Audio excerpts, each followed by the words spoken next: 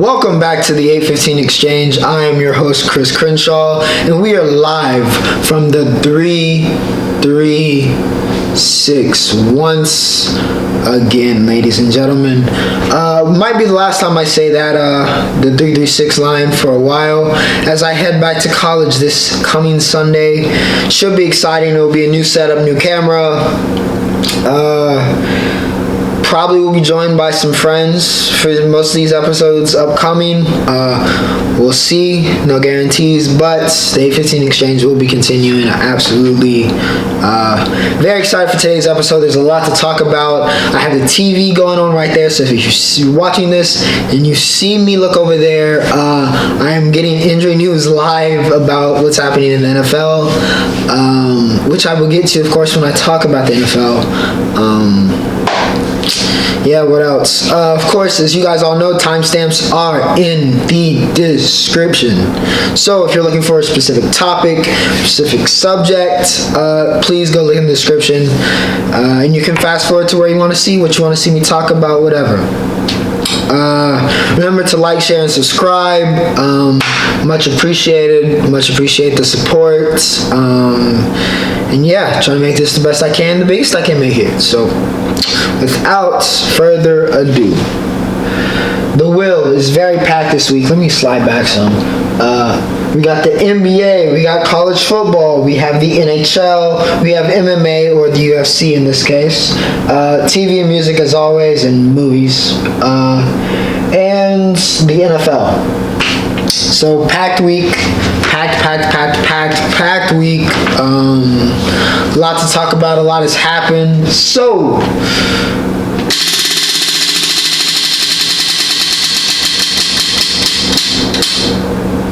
so the first topic for today is college football, and of course, I would be amiss if I did not mention our official, unofficial water sponsor, Deer Park, ladies and gentlemen. 100% natural spring water.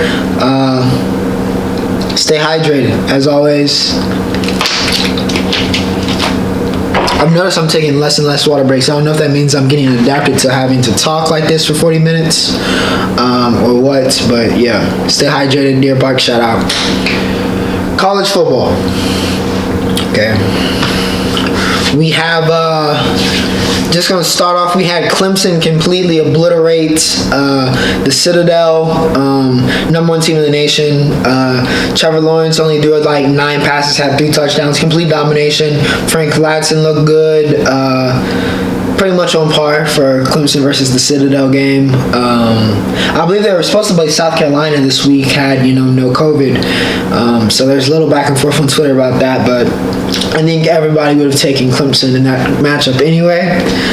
But yeah, Clemson wins. Didn't score any second half points. I guess they took it off. I didn't get to really see much of that game.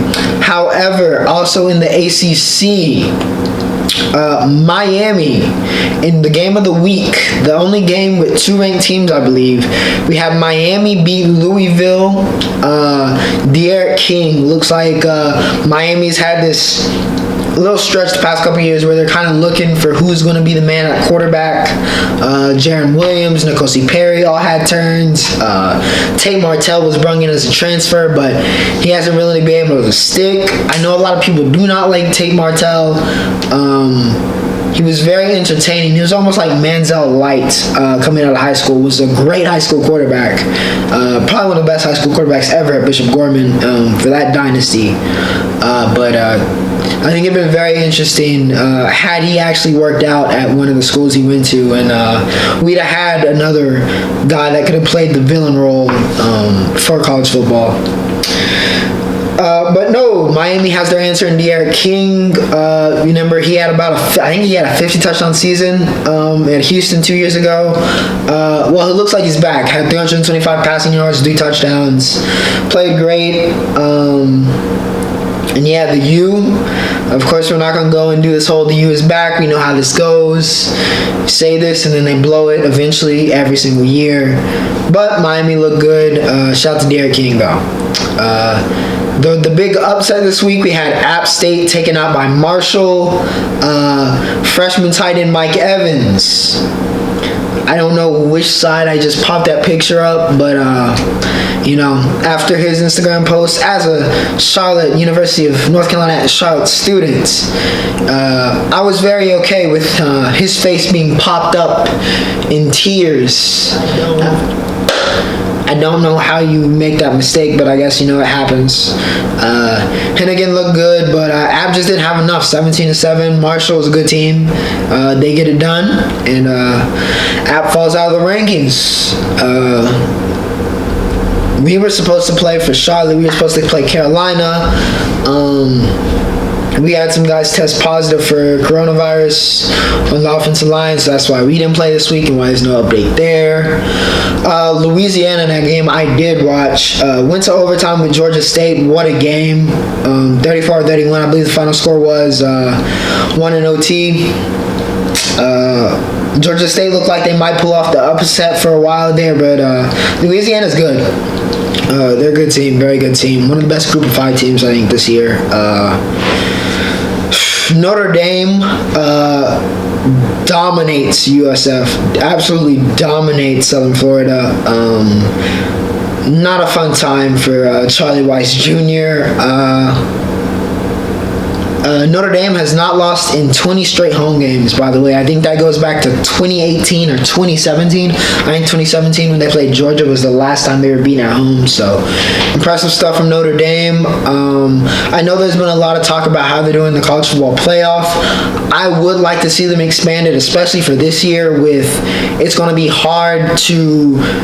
With actually the next couple topics I'm going to talk about, with the Big Ten coming back, and the Pac-12 potentially coming back, the schedules are all kind of off, so I think it'd be beneficial if we add more teams to the college football playoff. I think this would be a great time to go to a 8-man playoff or whatever. Just so you get more of a fair shot, more of a better quantity, because there's not as many games being played. The schedules may not be as stiff in certain conferences. So yeah, Notre Dame looks like they might be contender for playoffs. They got in book, got some great freshmen there, got a great defense. Looking good. Another team that's looking really good. Dylan Gabriel's UCF Knights, UCF Golden Knights, 49-21 over Georgia Tech. They looked really good. UCF, ever since that faded undefeated season, they've been on a roll. They've really turned that program around, done some great job recruiting, getting guys like Gabriel, another great Hawaiian quarterback. And yeah, they get it done versus Georgia Tech. However, Georgia Tech, bright future. Jeff Sims is going to be the answer there at quarterback. He's only a freshman. Very talented, can run, can throw. Georgia Tech is on the up, I think, but UCF gets it done. And of course, the big news in college football this week is the Big Ten is officially coming back. And with that, we have guys like Wyatt Davis. We have guys like Sean Wade. We have guys like Rashad Bateman. Bateman from Minnesota. All coming back, all opting back in. All these guys that had opted out because they thought they were going to be playing in the spring are now opting back in. So that's pretty entertaining to see. Glad to see the Big Ten is playing. We'll see what the Pac-12 does. And if they go back on it, seems like everybody's kind of getting back into it. We've had a couple cases, but for the circumstances, I think college football is kind of handling it the best they can. Dealing with it as it goes is really the only thing they can do. So, trying to think recruiting news. I don't think anything major really happened this week. Yeah. So, with that said, that is the college football roundup. I will spin again.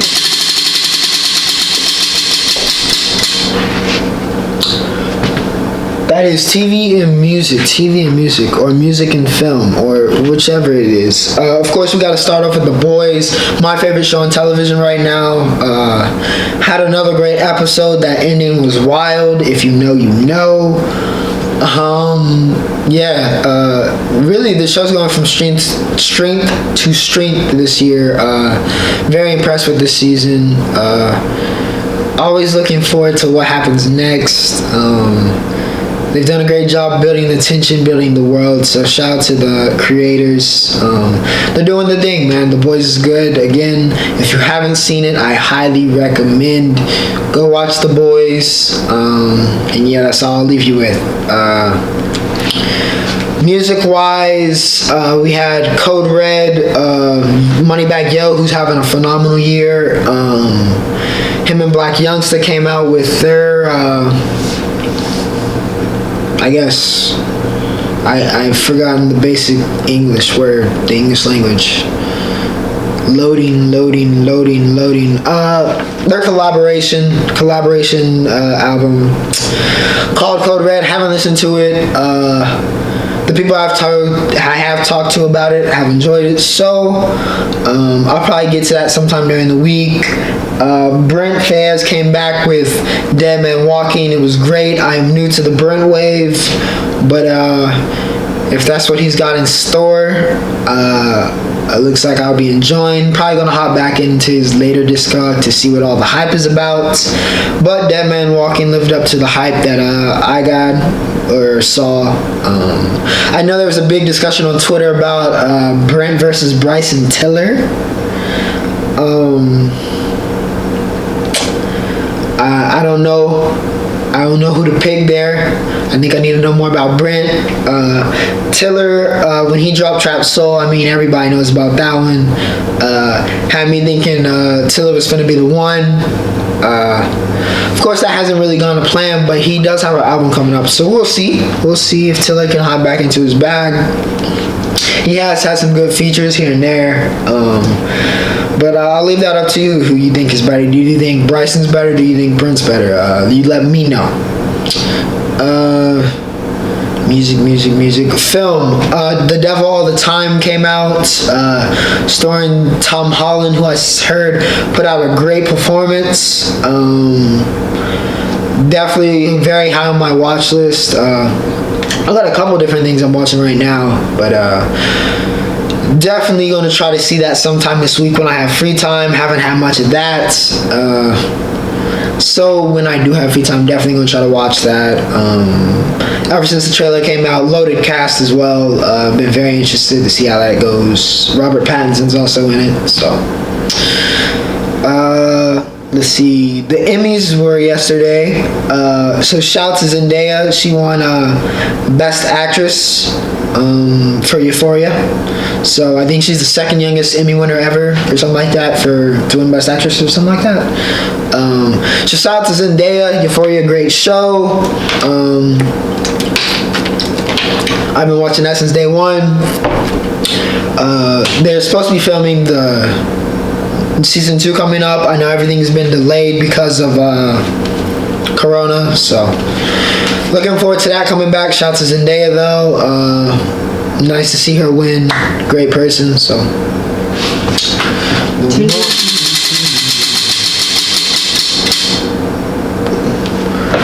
alright, the third spin gives me MMA, and there's plenty to talk about here. UFC Fight Night, stack card. Lot of good fights. Very good card, especially for a Fight Night card. That's kind of what I expected. Mackenzie Dern won submission. If she can control her weight, she could be a threat in that division. However, she's battled through that, but her Brazilian Jiu-Jitsu is probably some of the best in that division. It's one of the best in the division. Submission expert. She's about as deadly on the ground as anybody, so big win for her. Johnny Walker beat Ryan Spann. Spann rocked him twice, and then in true Johnny Walker fashion, maybe he's back. This guy is somebody that had the hype in the light heavyweight division as that next big prospect. But the wildness of Johnny Walker continues, knocked down twice, and then of course he goes and he finishes. A lot of people were wondering whether those elbows were to the back of the head. Were they illegal shots? Commentators said they were clean. They looked pretty clean to me. It was kind of on the fence though. But Walker gets the big win. We'll see if him and Coach Kavana can keep the momentum going, get him to build that momentum back. But if we're talking about momentum in the UFC, there is no bigger hype train. There is no bigger momentum. Nobody has more momentum in the UFC right now than Khamzat Chimaev, aka Khabib. He is running through this division right now. He has all of the hype. GM3, I think it was a 17-second fight. I couldn't believe it. It felt like I was watching it because I watched this live. And I don't know, I just had this feeling that it was like it happened so fast. It was like watching something in a movie. As in, it was like, okay, you could see it building up, and then boom, went down like a sack of potatoes. Chimaev, he's got the hype. He wants to be a 2-division champ. At this rate, I mean, and that was just off of power. He hasn't been, I think he has more fights right now in the past, 3 months, I think I saw, than he has been struck. He's absolutely dominating. It's time to give him some real competition, whether that's in welterweight or in, I believe, middleweight. He's been dynamic. Very exciting to watch. Very, very, very confident. Yeah, he showed he can strike. Of course, he was known for the ground game, but he hasn't had to use that. So, I mean, looks like the potential might be limitless for him. But yeah, I'll be watching all the Chimaev fights from here on out, probably. In the co-main, we had Cowboy Cerrone versus Nico Price. Good little scrap. Cowboy looked like he might get I was really worried for him in that first round. Nico came out with the flurries. Had Cowboy stunned, but I think I hope this puts a little bit more respect on Cowboy's name, especially after that McGregor fight. A lot of people were like, oh, he's a can and all that, or really just saying, diminishing Conor's win over him by saying that Cowboy was washed or whatever.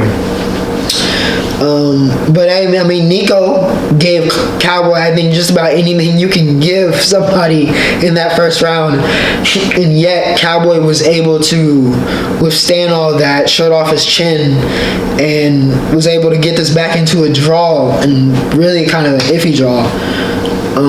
So shout out to Cowboy, shout out to Nico. It was a good fight. They'll probably end up running that one back, I'd expect. One fight that does not need to be ran back. Everybody's least favorite fighter, except if you're in a certain section of person. Colby Chaos Covington finishes Tyron, the chosen one, Woodley, in the 5th round. Woodley broke his rib, or at least the rib cartilage. No matter how you really feel about Colby, and the character he plays, I'm not going to say about him as a person because he's just playing a character. So, no matter what you think about the character he plays or portrays, he's a hell of a fighter. I mean, one of the best. I mean, he's proven it time after time after time again now. One of the best in that division. However, I do not think he's got anything on Usman. That was a very competitive fight, but Colby was kind of talking reckless. I know it's to build hype for that eventual rematch, which I do think he deserves and will get after Woodley. After Usman handles Gilbert Burns. I think Covington should get that fight after that, whoever the winner of that is. But I think Colby's talking crazy, per usual. I mean, you can't really say nothing. You know, he broke your face, just like he was saying. Usman broke Colby's face. And I think if Usman wants Colby, like he said, if he wants to end the character to stop Colby from talking, he's going to have to do what he did to Tyron Woodley, and that's break his spirit. You're going to have to break Colby Covington if you're Kamaru Usman, if you want him to go away. You're going to have to rip his soul out of him, and it's fully possible. But he's going to have to dominate him. But that's going to be a really good fight. It was one of the best fights last year when it happened. So, yeah, looking forward to Usman versus Burns, you know, even before that fight gets here. Woodley, time to wrap it up. 38 years old. He just doesn't have the dog in him anymore. It's all right. It happens. I didn't expect him to win. I didn't expect him to bring out any magic against Colby. I think it would have been a better fight if it happened 2 years ago, but, you know, it is what it is. Woodley's a Hall of Famer, one of the best welterweights of all time, but his time is up. Happens for everybody, and his time is now. Word to John Cena. Of course, the big news in the UFC this weekend. I've been anticipating this fight. I've said in previous episodes that this is my most anticipated fight. We've got Israel, the last style bender, Adesanya versus Paulo, the Eraser, Costa. Two great nicknames, I have to admit. Two great fighters. If I had to choose, I'm going to pick Izzy to win. However, I'm just excited to see the fight. I think it's going to be a good one. They are back in Abu Dhabi. So, back to Fight Island for it. Very excited. Very, very, very excited. Can't wait to see those vlogs coming up from the UFC about it. And yeah, I'm hyped. That'll be this weekend. I'll talk about that next episode, episode 8. Spins again.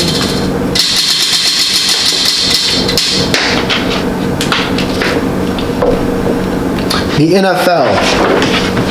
Of course, as some of you may know, I am a Dallas Cowboys fan. Yesterday was a very stressful time for me. Down 20-0 in the first quarter, I was ready to admit we fell off. We were going to be in the cellar. I was wholly ready. But, you know, I guess I forgot we were playing the Atlanta Falcons. I guess I forgot we were playing the Atlanta Falcons. Because the Falcons did what they do best, and they choked. And they choked bad. Not Matt Ryan's fault. Really got to put this on Dan Quinn, or whoever the special teams coordinator is. I don't know how you have played football for as long as you have to have played football to be playing in the NFL, and to forget the onside kick rules.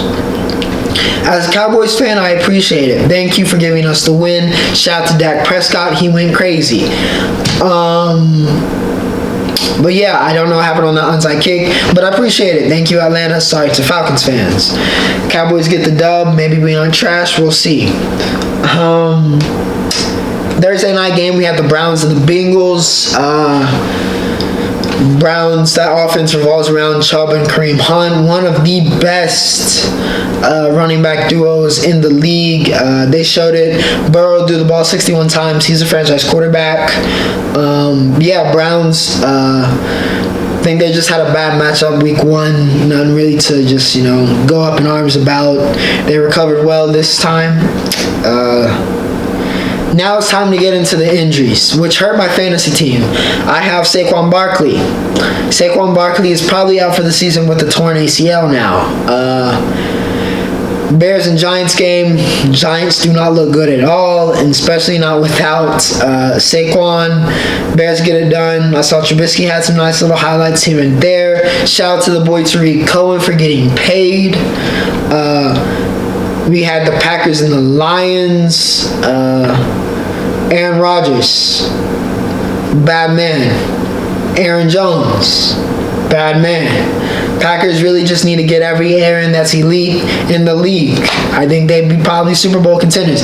The way they're playing right now, they're playing like Super Bowl contenders. Aaron Jones, certifiably one of the best running backs in the league. They're going to have to pay him a whole lot of money.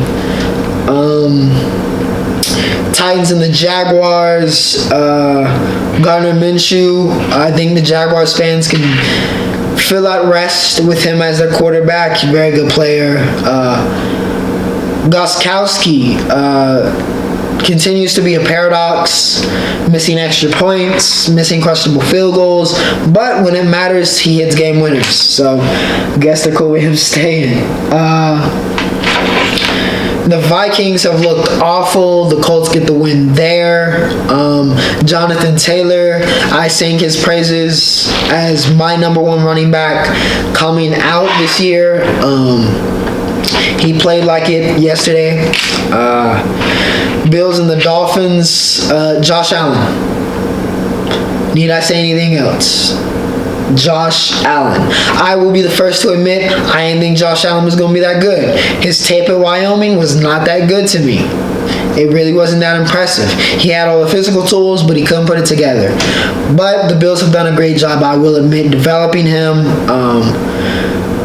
And he's looking like he's going to be a very good quarterback in this league for a long time. The Bills have done a great job kind of assembling a team to be AFC East contenders. So, happy days coming for Bills fans. The Dolphins did keep it competitive, though.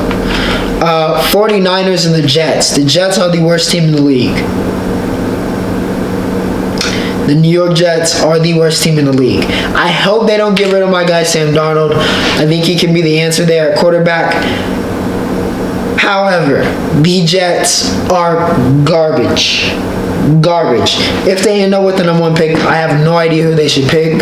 I know Trevor is the de facto, but I mean, I guess it just really depends on how Darnold does the rest of the season. But the Jets are awful. They're trash. 49ers. What a terrible day for them. Even though they won, Garoppolo got hurt. Raheem Mostert got hurt. Solomon Thomas got hurt. Nick Bosa got hurt.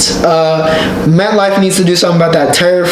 A lot of players expressing their disappointment in it and how much they don't like it. So NFL needs to get on that stat. Rough day for the Niners. Lost a bunch of players. Really was a rough week for the NFL injury-wise. An abnormally rough week. Rough week for fantasy players as well with all the injuries. Rams, Tyler Higbee, great day for him. Eagles take another L. They also might be, I'm not really sure what's the deal with Carson Wentz.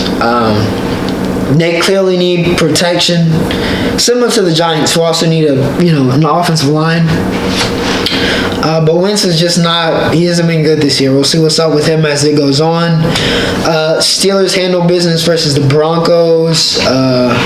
Ben being back is doing a lot for that team. Also got a great defense. Held off the Broncos. Quickly, I'm going to hop back to the Giants. Like I said, I'm watching the TV over here for injury news. When you're watching this, you'll know, but Saquon Barkley officially out for the season with the torn ACL. Sucks to see generational talent at running back. Even besides me as a fantasy, just as an NFL fan, sucks to see that. But yeah, Drew Lock also gets injured. Driscoll came in, played well in the second half. Noah Fant showed up big time. But the Steelers get it done. Bucks and the Panthers, CMC, Christian McCaffrey got hurt. Bucks played much, much better. Again, I think that team just needs time to gel. I think we're seeing a lot of problems in the league this year because we had no preseason and training camp was stunted. So I think we're seeing the effects of what happens when we don't have a preseason. When we just jump right in. We have some slow starts and we're having to deal with injuries and conditioning much more than we would if we hadn't, had that cut short or cut completely. Patrick Mahomes, Harrison Butker hit a 50-yarder to win against the Chargers. So shout out to my Chiefs fans. Kyler Murray's an MVP candidate. They handle Washington. I've been singing Kyler's praises since high school. If you haven't seen the high school highlight tapes, please go watch what he did at Allen. He's one of the, quite possibly the greatest high school player ever. I mean, he's up there, definitely in the conversation quarterback-wise. But yeah, he looks like a superstar out there. Cardinals did a great job getting weapons. He's looking great in Kiff's offense. Wasn't sure how Kiff was going to do as a head coach. But hey, so far so good. Ravens beat the Texans. Lamar Jackson is Lamar Jackson. Deshaun didn't have a great day, but the Ravens defense looked like it's for real. And of course, in the late game, one of the games of the year, and before I get to that, sending my condolences to James White and his family. Rough situation there with his father and his mother. For those that didn't know, his father died before the game in a car crash. Real tragic stuff. A lot of heartwarming tweets and support showed to him, and definitely sending my prayers, sending my condolences to him. That's a tough situation, unimaginable, I think, for everybody. And yeah, but the actual game, Russell Wilson played out of his mind. The DK Metcalf and Stephon Gilmore matchup exceeded my expectations. DK looks like he's going to be a very elite receiver. And Gilmore was, his defensive player of the year. And they had a nice little battle. Seahawks won the game. Big play there at the end. Stuffing Cam at the goal line. Cam Newton is the answer, like I said last week, for the Patriots offense. No real surprise here. But yeah, congrats to Seahawks. Seahawks and the Patriots always deliver. And yeah, Russ played great. DK played great. Jamal Adams looks so good in that Seahawks uniform. It fits like a glove. He's really doing wonders for that secondary, for that defense. I mean, he's been playing like a man possessed. So shout out to Prez. And that's the NFL recap. How many more do we have here? We got the NBA and the NHL. So, no real spin. I'm going to just kick it to the NBA. Because my here in the conference finals. Do we have something, ladies and gentlemen? Miami and Boston. Everybody was singing the praises of Tyler Herro. Word to Cody Ellis Henry. Jimmy Butler, Duncan Robinson, Bam Adebayo with one of the greatest blocks we have ever seen. In one of the greatest blocks you will ever see. However, Boston struck back. It's a 2-1 series. Could get interesting if Tatum continues to step it up here. He's got to be the guy. He's got to be efficient. We know he can score, but he's got to be efficient like he was last game. Everybody has to be going for Boston. If they're going to beat Miami shooters just got to stay hot, and they got to play their game. They're in a good situation, even though they lost game 3, 2-1. If they can make it a 3-1, that'd be huge. I think it's a very pivotal game for here in deciding which way the series goes. If Miami goes up 3-1, you could see them out of here in 5. If Boston ties it up, we could be looking at a 7-game series. So, big tilt. I picked Miami. I stand by that. But we do have a very interesting series brewing there. Now, yesterday, Anthony Davis. I will pop up my tweet for how I feel Anthony Davis and LeBron James have been playing this whole season. Let's see right here. Popped it up. Yeah, I know a lot of people are used to the duos in the league being called a Batman and Robin situation. This is a Batman and Superman situation. Where they're just about equals. It's not somebody playing second fiddle. It's one of the things that makes the Lakers so good is that Bron and AD have a symbiotic relationship on the court. Bron's playmaking abilities, there's a reason why Bron is leading the league in assists here in year 17. He is able, of course, due to his adapting and ever-changing and the fact that he's the best player in the world, but having AD there as a teammate, somebody where he can really tap into his playmaking skill. He doesn't have to worry so much about being the main scorer, being the leading scorer every night in, night out. He can defer to AD here, and AD can pick it up no slack and drop a cool 30 and 10 at any time. That's what makes the Lakers so lethal besides the other weapons they have. They fit perfectly together. It's allowed to LeBron to do other things and find other ways to contribute, which is one of his greatest strengths, is him as an all-around player. We've seen him return to an all-defensive level of defense. We've seen him, like I said, lead the league in assists with him being able to truly utilize his playmaking skill. Though we know he can still go out and get 30 and 40 every night, he doesn't have to.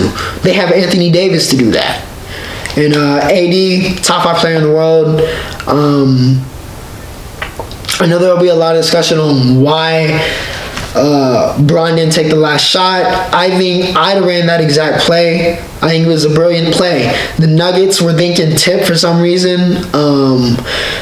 They put Plumlee in. He's a Duke guy, but with all due respect, I don't know why he put Plumlee in.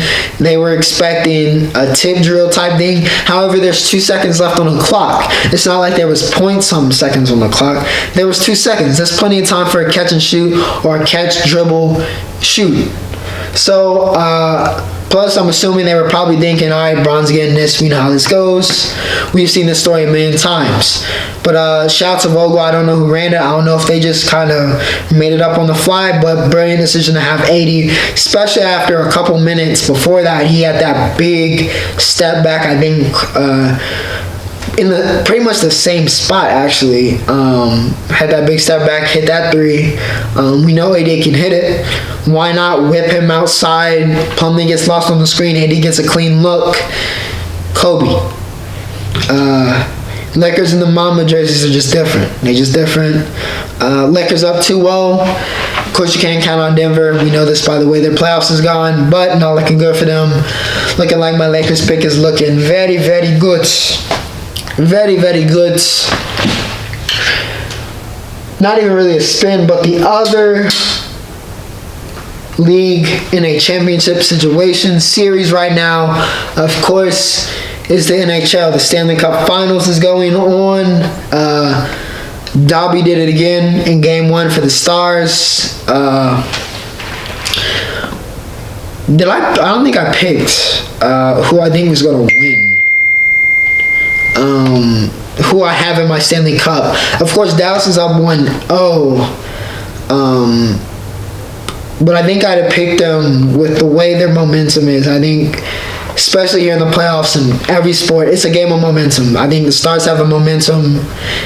So even before, if you'd asked me before Game 1, I would have still picked the Stars to win and break the Lightning's heart. I think they're pretty equal talent-wise. Maybe you can even give it to the Lightning. But I just I got a special feeling about this Dallas Stars team, and however, I think it's going to be a long series. These are 2 very good teams, 2 very evenly matched teams with a bunch of guys that can change the game at all times. So definitely going to be a good series there. Game 1, Joel Covington has been incredible for Dallas as well, but I'm sure Kucherov and Hedman and guys, Vasilevsky are going to have an answer here in Game 2. I think that's tonight. See if I can get that one, see if I can watch that live. But yeah, big ups to the Stars.